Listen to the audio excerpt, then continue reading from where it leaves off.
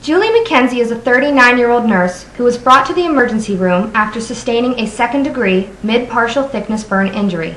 She claims that this injury occurred while carrying a pot of boiling water from the stove to the kitchen sink. She then tripped over the corner of a throw rug, spilling the pot of boiling hot liquid over her left forearm. She is currently stable, however she does report having pain around the burn site. Hi, my name is Melissa Harchak, and for the remainder of this presentation, I will be discussing the nursing care for Miss McKenzie's burn injury. I will begin with a brief overview of second-degree burns. Next, I will demonstrate how to debride a second-degree burn. And finally, I will discuss the aftercare for a freshly debrided burn injury. Second-degree mid-partial thickness burns involve the epidermis and part of the dermis layers of the skin. These burns are typically reddened and blisters may be present at the site. They are usually painful, and therefore analgesics may need to be administered prior to dressing changes and other procedures. The typical healing time is about 2 to 4 weeks, and depending on the extent of burn injury, debridement of the wound may be necessary. Now I'm going to demonstrate how to perform a second-degree burn debridement. This is a simulation of what Mrs. McKenzie's burn may have looked like. As you can see, the tissue is reddened, however there are no blisters in this case.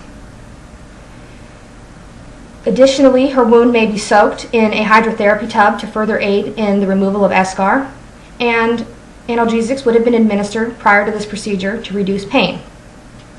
For this procedure, we would need sterile gloves, which I am already wearing, tweezers or forceps to lift away loose necrotic tissue, scissors to cut away areas of loose necrotic tissue, and sterile saline to cleanse the wound, and of course a sterile field to perform the procedure in.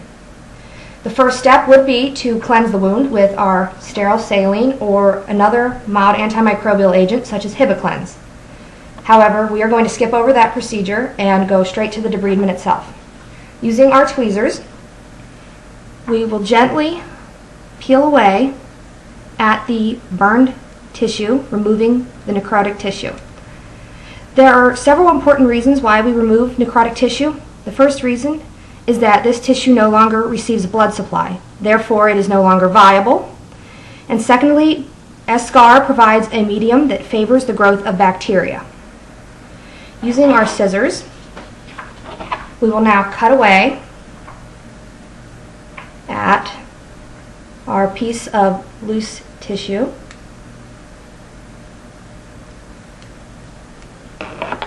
And we will continue this procedure until all of the necrotic tissue has been removed.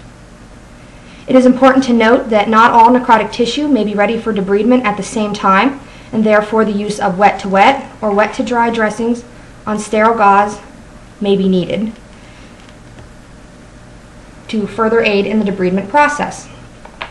Now that our wound has been fully debrided, we are going to apply a mild antimicrobial agent such as Silvadene, which comes in a gel form or a cream form.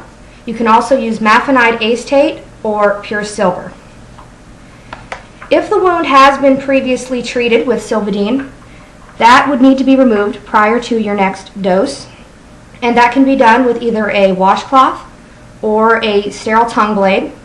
And it should be noted that this procedure will cause pain for the patient, and therefore analgesics may need to be administered.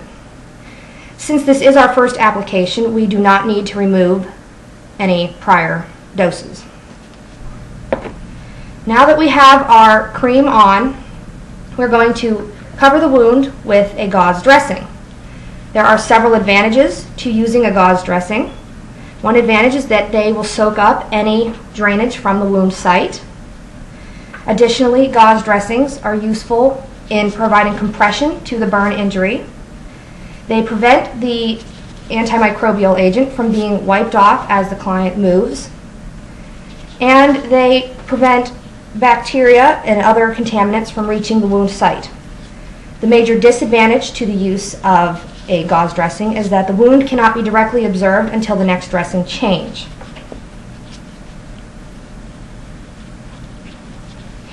After applying our dressing, we would assess the wound daily for signs of infection, signs of tissue healing, or further need of debridement.